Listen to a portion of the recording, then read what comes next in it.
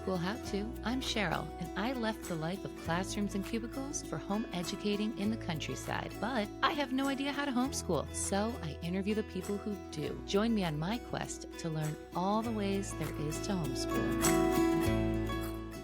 Welcome, and with us today I have Terry from South Carolina. Hi, Terry. Thanks for being here. Hi. Thanks for having me. So, are you a homeschooling mom? Were you homeschooled yourself? Give us a little background here. Yeah, well, so I grew up going to public school. We kind of were talking before we started recording. So, like, I grew up, I'm a first generation Mexican. So, my parents came here and they just did everything that got, everything that was supposed to be done. Like, so my brothers were put into school, public school. And I just, they really pushed college because that's what we were supposed to do. And so I went to be a teacher. I went to college to be a teacher, but then I got a dual major in special education. So I really had the choice between doing general education or special education. And after just being a student teacher in both placements, special education really just like tugged at my heartstrings. I really loved it. So that's what I was doing for 5 years in Arizona. And after just being in public school and working as a special education teacher, I just opened my eyes to a lot of things and I realized I didn't want that for my kids. So yeah, my parents were really proud. I was first generation, like I said. They were like, go to college, go to college. It's what you're supposed to do. So they were really proud that I went to college and I was a teacher. And I became a teacher thinking it was going to be such a mom-friendly job because you have the summers off and you have the weekends off. And my kids could go to the school that I was working at, which I had 3 children at this time. So when I stopped teaching, I was already had 3 children, but 2 of them were school age, the 2 older ones. And it just ended up backfiring because I decided, no, I don't want my kids in this environment. So it was like the complete opposite. What was it that you were seeing that you were like, I don't really want this for my kids? Oh gosh, there was just a mixture of things, right? So I did a resource room. So I had I had some kids that had needed like one-on-ones because they had a type of autism that was like nonverbal or Down syndrome. But I also worked with a lot of kids who were, just had learning disabilities in math and reading and writing. So I had all types of students with disabilities. And so I had to work with the gen ed teachers quite a bit. And, I think the gen ed teachers, 99% of them really try to do the best that was, for their students, for their class. But, I think that for my kids, especially my son, he's the oldest, he's in middle school now, but, he was a little bit of a class clown. He, liked to make people laugh. And I think he had to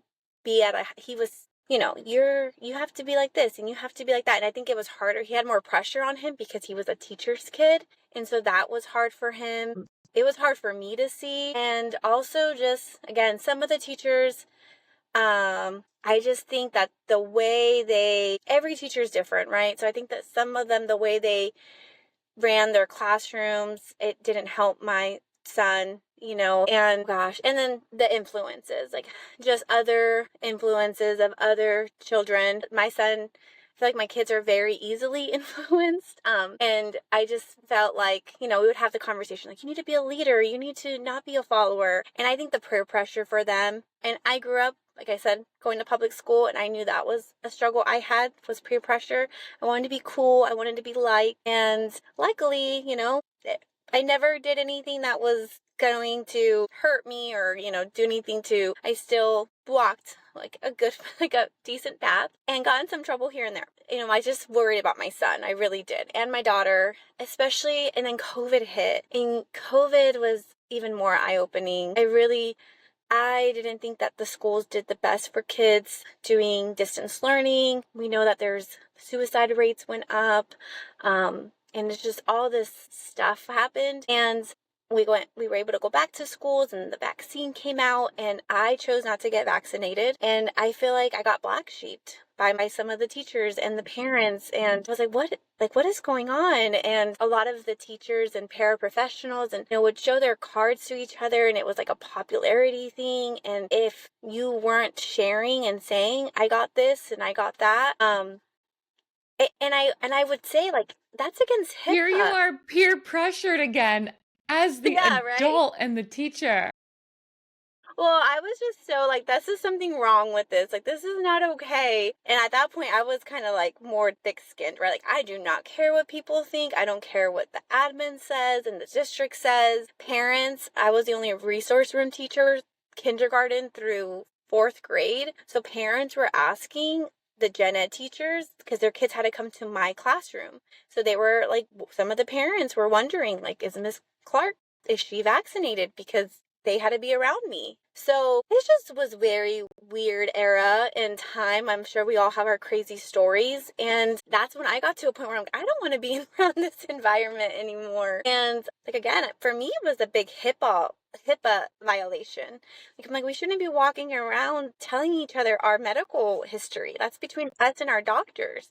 So anytime anybody ever came to me and asked me, like, Miss Clark, did you get vaccinated? It's like, I don't have to tell you. It's against HIPAA, like, for you to even ask me. But that was an automatic red flag to people. So yeah, I just ended up, my heart wasn't in it anymore for so many of those reasons. I love the special education kids. I eventually, when my kids get older, want to go work for maybe not the school system, but I know there's some nonprofits and stuff out there that are doing some awesome things. So yeah, I just was wanting to do something different. And I just think that God was working in my life and just kind of like, hey, like, something has to change. And I just was like, told my husband, I'm like, we need to move. We need to do something different. I want to homeschool. And we moved from Arizona to South Carolina. I think I had posted that on one of the posts you had posted. But yeah, we moved across the country so that we could afford for me to stay at home and him be the only provider. We really had to downsize and just make a huge sacrifice. And even then I had a lot of doubt in myself to be able to do it, even though I had gone to school to be a teacher and things like that. So I tried the school 1 year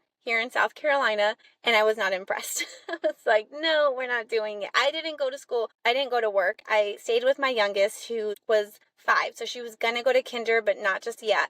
So I was like, okay, well, let me put the 2 older ones back in school and see how it goes. And it was the same. I mean, you went from one side of the country to the other, and similar problems and similar situation. And I think that the education system, there's just, the days are too long for these children. They don't get enough outside time. There's so many influences that are just not good. And there's just not enough resources for those teachers and the parents. I'm just seeing like a whole picture of the educational system, and it's just not what I want my kids in. The things that they're learning, it's not just reading and writing and math anymore. It's other things. Yeah, and the testing, my daughter, she was in kindergarten.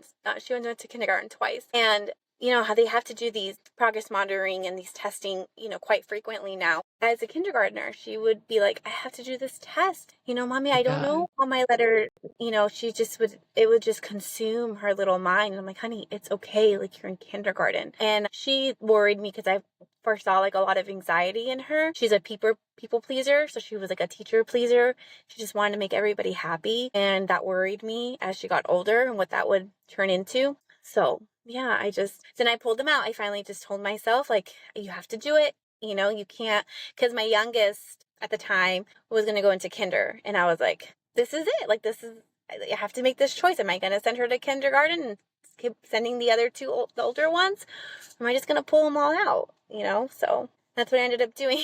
What ages were your older 2 when you pulled them out? So my son was going to be going into 5th grade, and my daughter was going to be going into 1st grade. Yeah. And then my youngest would have been going to kinder. Were they happy about the decision to homeschool, or were they, did they want to stay in school? I would say my youngest daughter didn't know any better. She's like, okay, I guess I'm just going to stay home. And my middle daughter, the one going into 1st grade, she kind of understood, like, okay, I don't have to go to school. I don't have to wake up early. I don't have to worry about what I'm going to wear. Because, like, she had that kind of issue going on, too. Like, what am I going to wear every day? She would have meltdowns. And my son, because he was more the class clown, very social kid, he did struggle with it. He never said, no, I want to go back to school. He didn't argue or anything like that. I think now if you ask him, if people ask him, he says, what if you went back to like public school? How would you feel, or went back to school? He says, I'll just drive all the teachers crazy and just be a class clown, because he really went there just to socialize and just to kind of goof around. And at home, because he doesn't have all that going on, he is more able to focus on his studies and the things that he needs to get done, so that he can do all the other things he wants to enjoy doing. When he was at school, he could just not do those things, fall under the radar for the most part. It was just so hard. Like if his teacher did tell me, we would message on those message apps, I didn't get his math done, and I said, okay, well, send it with him, or I did, and then I'd tell him, like, what did you not get done? Did you bring it home? Oh no, I lost it. And it was just, he had no accountability. It was just so hard to get him to understand, you need to get this stuff done. But for me and his dad, he sees the value of, my parents are my authority. I need to listen to my parents and,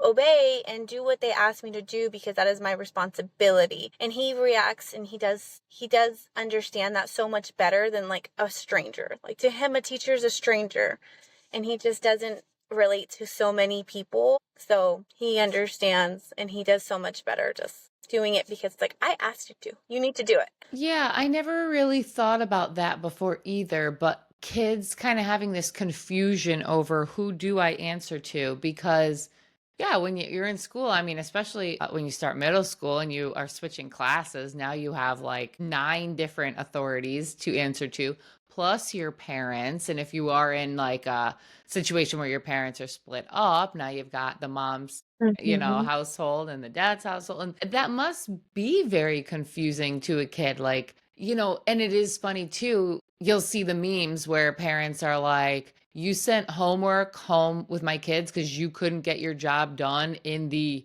8 hours that you had them. And we do the homework because we think it's teaching them responsibility and making sure that they can do the stuff. But it's like, yeah, why can they not get that stuff done in the 6 to 8 hours that they're at school? Why take up Yeah. more time out of the family time? And then it's like the sports and all that on top of it. But yeah, how confusing is it to a kid when they're like, I have so many authority figures to answer to. I feel like my whole day is just dictated by what these people want from me, and I don't even know why they want Mm-hmm. it from me. Yeah.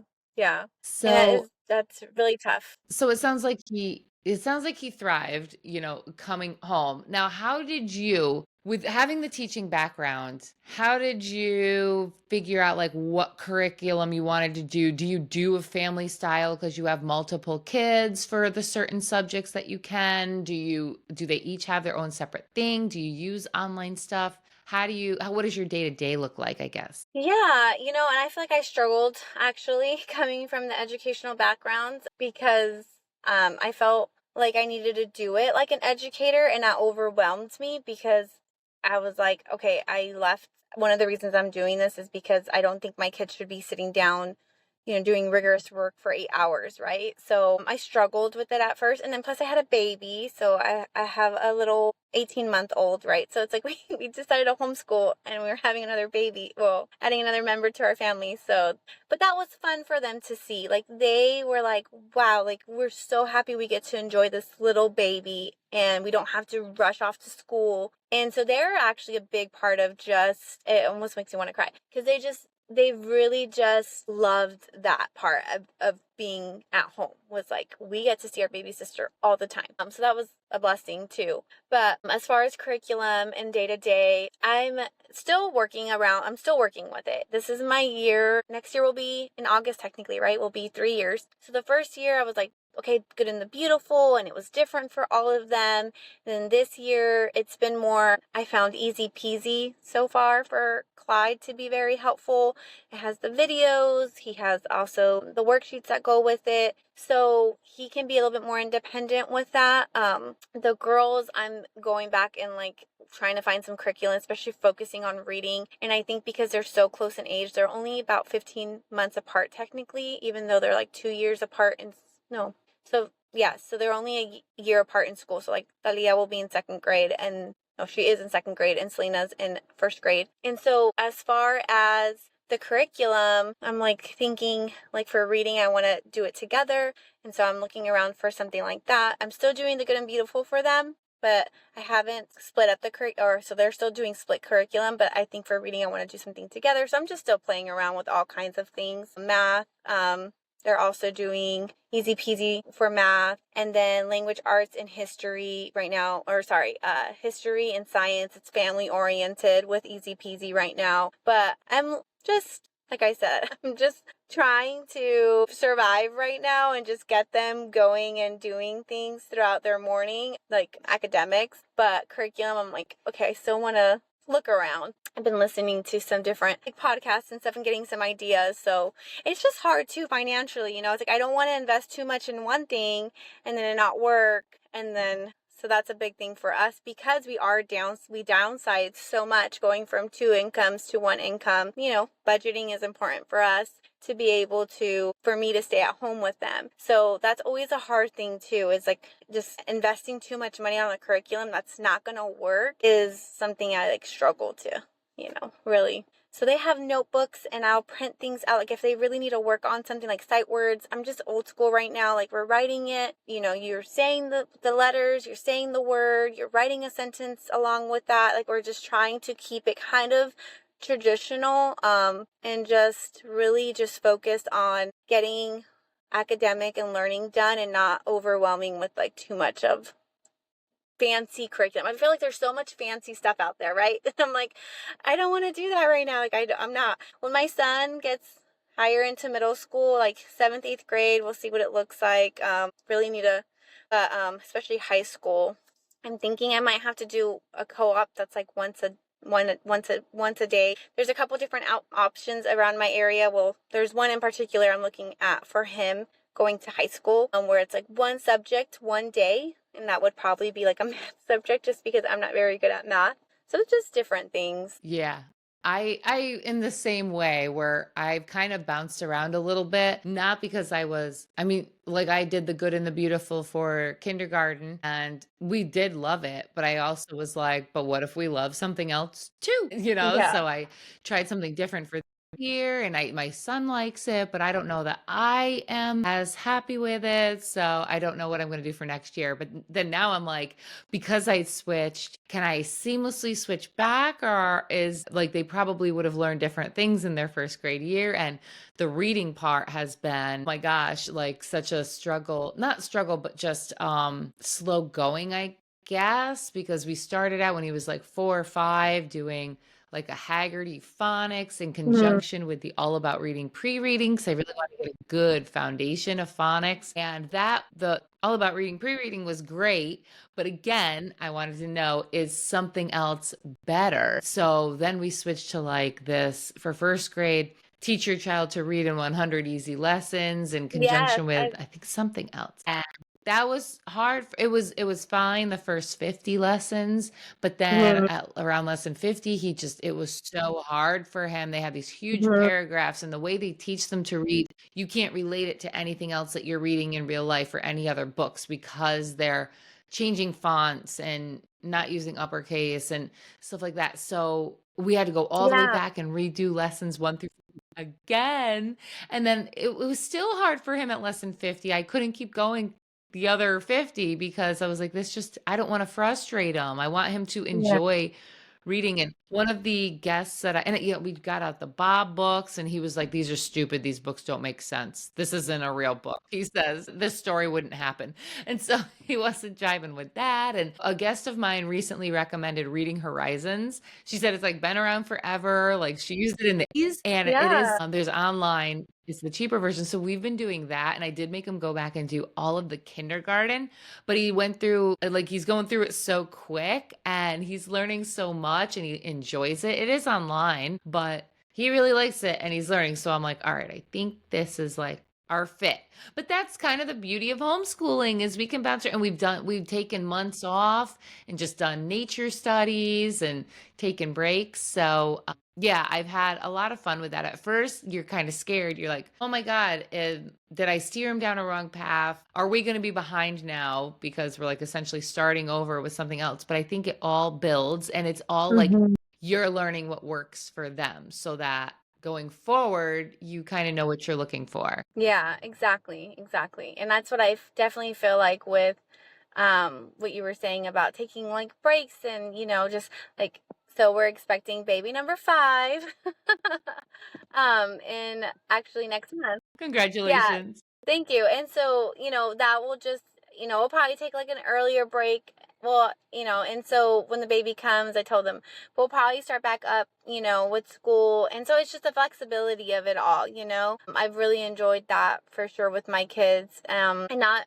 being so, well, of course we try to do homeschooling 4 days a week, which they used to going to school 5 days a week. And just some of that flexibility that we've had. If I don't understand a math concept, when their dad gets home early on a Saturday morning, he'll work with Clyde on some of those things, my older one. So it's just such a blessing. It's so flexible, and I could never imagine having to go back to just the rigorous, cycle of how public school is just laid out. And I think my kids have definitely thrived and enjoy it overall. And of course, like my son, once he realized, oh, we do things with other, like we don't do a co-op right now. I did try my first year last year, and it was fine, but even the once a week, it's just like, oh, I have to get prepared for this co-op on Friday. Even that, I was kind of like, wait, no, I don't.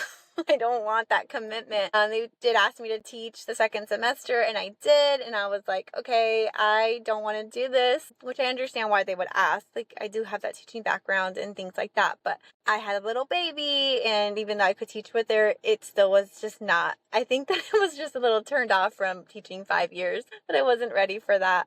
Yeah.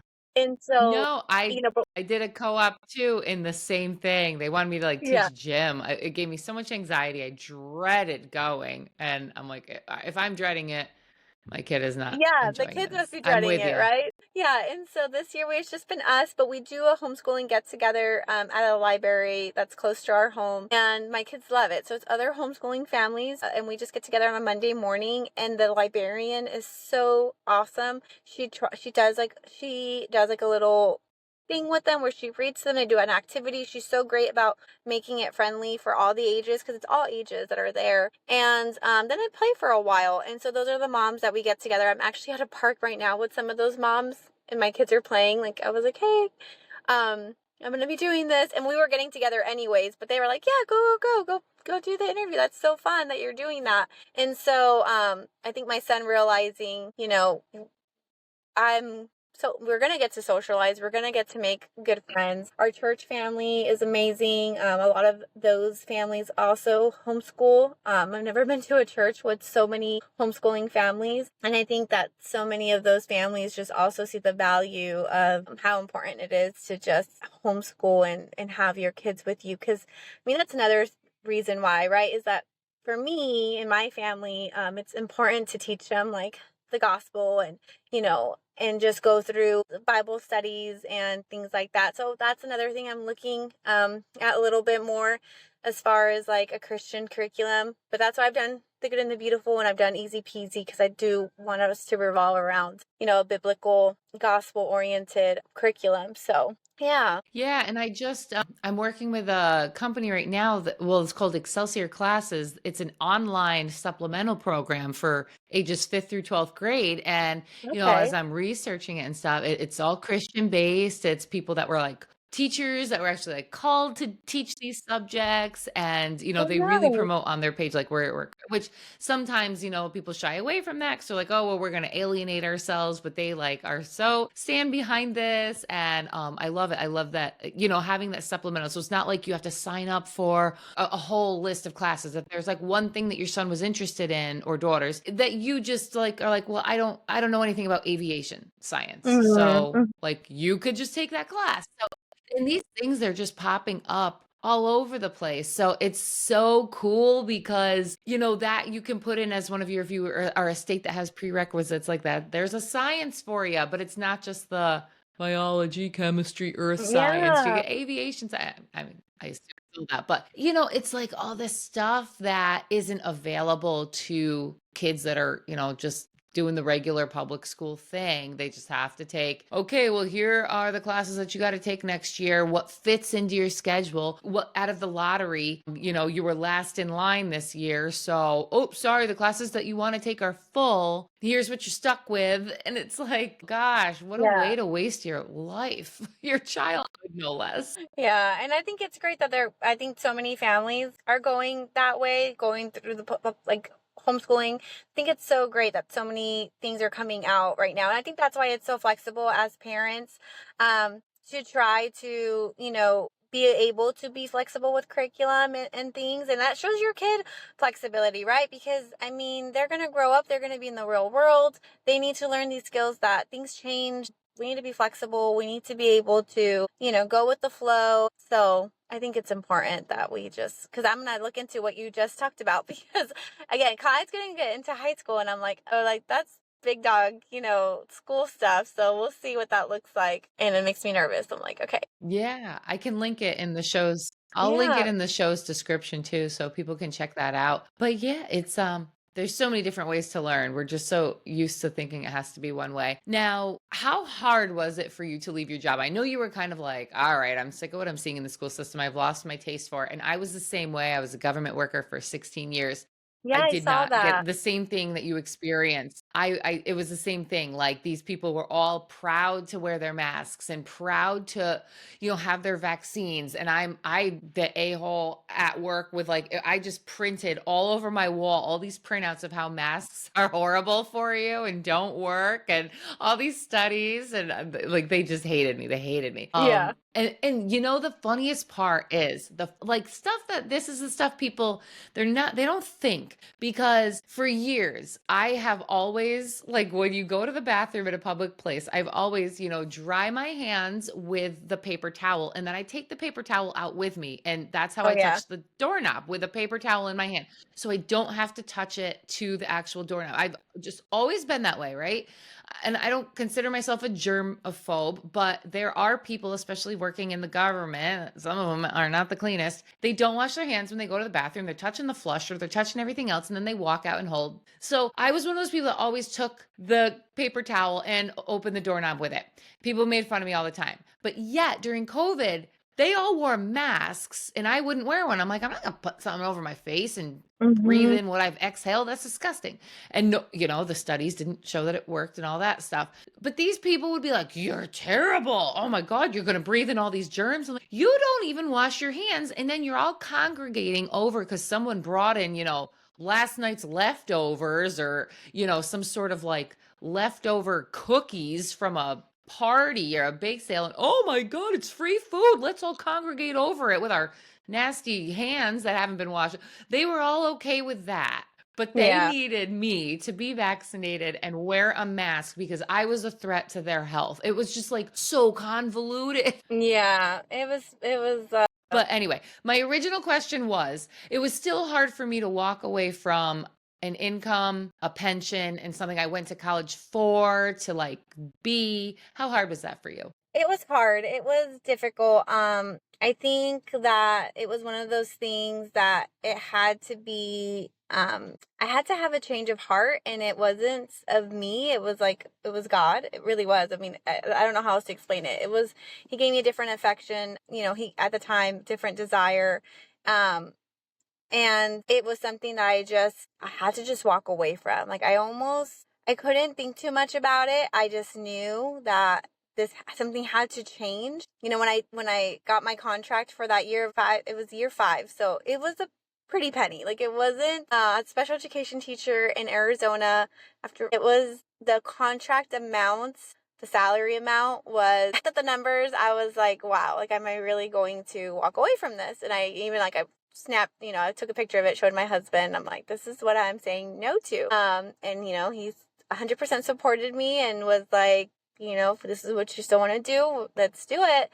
We're already like the house is for sale. Everything is going according to plan. So yeah, I turned it down and I almost couldn't think about it too much because I feel like all those, what ifs and I think that's why I came out here and I still had so much doubt about about it, and I had doubt in myself, even though I was an educator, just being able to, and it's scary. It's kind of how society kind of warps moms' minds. Like, we're not capable of, of raising our own children almost, right? Like, how are they going to listen to me? And how is this, they're not, and I saw how it was here, and I still was like, I think it was God just being like, you need to do this. And I was kind of thinking, well, maybe I'll go back to work. Like, maybe I can just, it'd be so much money to have, nice to have the extra income. So I also had that kind of going through my head, even though I moved out to South Carolina.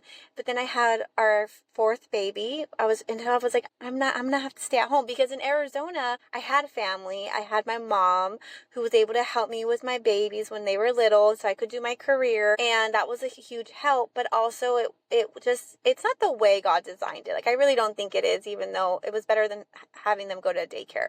But, so I was like out here, and I feel like, again, it was like God's intervening in my life and saying, like, okay, now you have another baby. Now you don't have that support. So, like, you have to stay home, right? Because I couldn't afford the money that you have to pay for daycare is just not worth it. So I had to stay home, and that's when I pulled them out. I said, okay, like, they didn't go back to school. So she was born in October. So yeah, that August when I was still pregnant, they didn't go back to school. And I couldn't even, it's so hard for me looking back now, like, why I had so much worry about it, because it's just, I could never imagine it any different. Like, I feel like we've grown and become so much closer as a family. My house stays cleaner now because they can all chip in. Like, they've learned, like, this is how we clean the bathroom. This is how you put your clothes away. This is how we unload the dishwasher. And they're learning life skills. They're learning real skills, real things of how to take care of a home and pitch in, and what it is to, like, and I mean, at school, right? Kids have responsibilities. They have jobs. You have paper passer, you have door holder, you have this, you have that. And so, like, here are my kids, and they're doing things that are in their home, and they take pride of, helping out around the house, helping mom, helping dad. And it's so beautiful to see. Like, it really is. Like, I love it. And it was hard, but I'm happy. At the end of the day, it was the right decision. And I could never imagine going back. Yeah, it was like hard pulling the plug for me as well, but I just kept telling myself on my deathbed, I'm never going to say, "Oh, I wish I spent less time with the kids." Like, Yeah. you're always going to wish you had more time with them when you're Yeah, at the end of your life. I agree. And to wrap up, like, okay, this is not related to homeschooling at all, but when you were talking about your parents being immigrants from Mexico, and I was just thinking about this post that, like, my husband's aunt, I think it was her, that had on a couple weeks ago on Facebook, and she was like, "Oh my God, all of you people that vote," and I'm just generalizing because you said that you're Christian and unvaccinated, that you have more of a conservative background.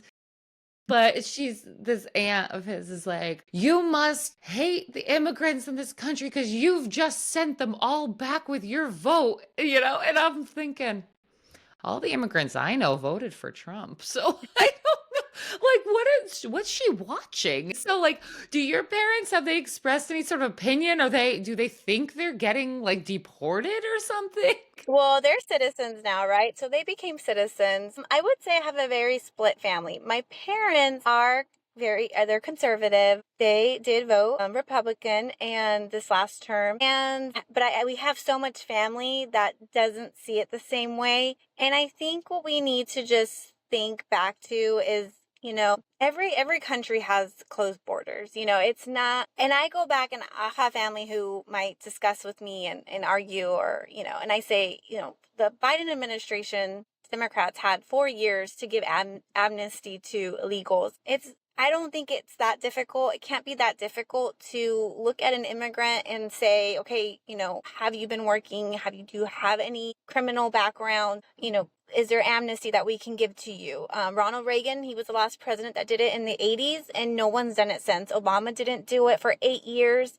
And Biden didn't, like I said, Trump didn't do it, of course, the first 4 years, and Biden didn't do it the last 4 years that he was in presidency. So there's a lot of ignorance going around with that. I think Trump really wants to clean up, because the problem is that not only did the Biden administration not give amnesty to immigrants who were already here. He just had open borders and people were just flooding in. And that's just so unsafe. I grew up going to Mexico for many years because I still have family that live there. And, you can't go there. I couldn't go there and just, you can't take weapons. You can't take guns. They have their own laws. When you're driving across the Mexican border, if you have a gun, you can be put in prison for that. Even a bullet, I've heard. So every country has laws. Every country has regulations. And I definitely support, this party by wanting so many people came in.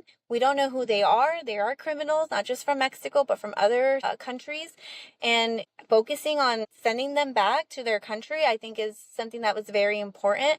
Do I wish that maybe President Trump would do some type of amnesty? Of course, because I do have family who don't have their documents. And I would hate for a cousin of mine who's in their 40s or 50s who has been here since they were in their 20s not, have to be sent back. It's sad. It's a very unfortunate situation. I don't know, again, like, I'm not saying for my family, but like, some of those cases, it's like, did you not save the money? Like, why haven't you gone through the process? Like, what's been keeping you? Is it fear that's been keeping you from going through the process of like becoming a citizen? Because like I said, my parents did it, right? Like they got their green cards, they became citizens. Right. But I don't know, everybody's situation's different. And I know some people are fearful. They were fearful with the Obama presidency.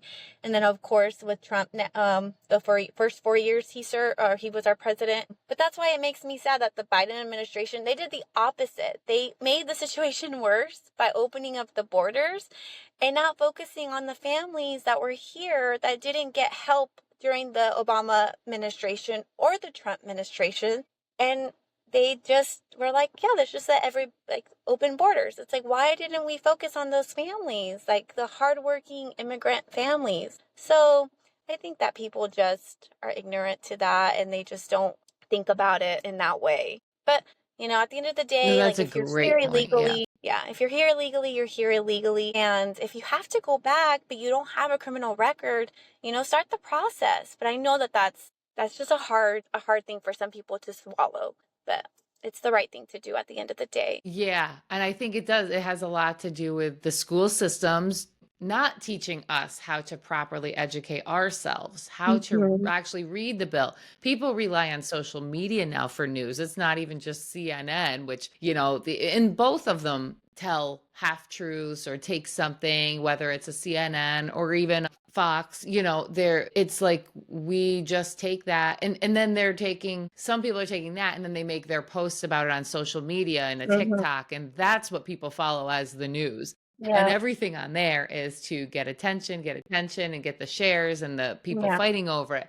That's the stuff that gets more views. So like it's turned into this whole like propaganda system where people don't even know like how to go research the law or research the bill or how bills even go through like that. It has to get, a proposal in the House and the Senate. And even I don't know quite, even though I've tried to research how all of it works. We're not taught that. And I think it's by design that we're not taught that from the beginning because they'd rather have us fighting with each other. We're easily controllable when we're all fighting.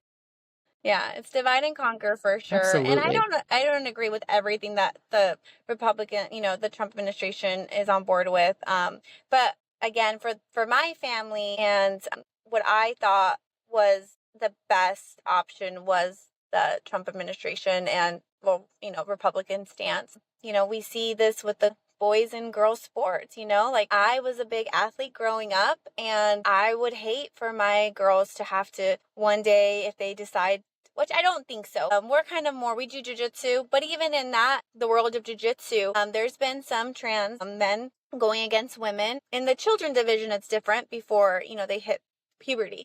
But everybody knows, it's common sense, when you hit puberty, a boy and a girl is very different in strength and ability and those things. So, I would hate for my girls if they wanted to do a jiu-jitsu competition and they had to go up against a boy who was the same weight class, the same belt. Jiu-jitsu is a beautiful sport that it teaches, the smaller person should be able to, it's, for the smaller person. That's what it was designed for. That's what the sport's designed for. But, when you're going against a man who's gotten as much mat time as you, it could be very dangerous. So we've seen it in like volleyball. There was a instance in the, I think, high school in North Carolina where a girl got her, spiked on. I don't mean to go off there, but I mean, the fact that Trump was, he had put into um, executive order, I believe now, right? Men, or yeah, if you're a biological man, you will not be playing in women's sports. And that I support 100%. And I think at the end of the day, for families, for people, we have to understand, like, there should be understanding and not so much hate, and what we think is best for our families. And I think that's unfortunate. I just see it so much with my family. Like I said, I have a very split family coming from being first generation. I have the Biden administration really tries to show itself as like the immigrant, and it's just tries to disguise itself as this party that's for immigrants and for women. And I'm like, how are you for women if you're allowing men to play women's sports? And like, that's just not for women. We see it in beauty pageants. Like, how can you take that away from a woman? Like, I just don't understand. I just think it's silly. Yeah. It's a crazy time right now. And if we can homeschool our kids to just shield them from half of this, they might Yeah. have a chance Or to because like how have them be confusing it is critical to them. thinkers. Yeah. Yes. Yeah. 1,000%. Well, Terry, thank you so much for joining me today. Is there any last words or parting words that you'd want to leave people with? I just, I hope everybody, whoever's listening to this, if they're on the fence about homeschooling, that they, just know that at the end of the day, like you were saying too, like, you're never going to regret having that time with your children. I think that, you know, there's so much beauty in that, and being able to say, like, I walked away from this career and this, and I downsized or did whatever, because I see it so much on social media. Like, I could never do it either, and it's like, you really have to sacrifice, and pray about it, and ask the Lord to guide you in that. I know we're not all but believers, and that's okay, but I mean, there is a greater power, and he changes hearts, he changes affections. Yeah, so I think praying about it and talking to your family about it. Well, Terry, thank you so much again. This has been so fun. Thank you. I'd love to come on anytime. Awesome. Awesome.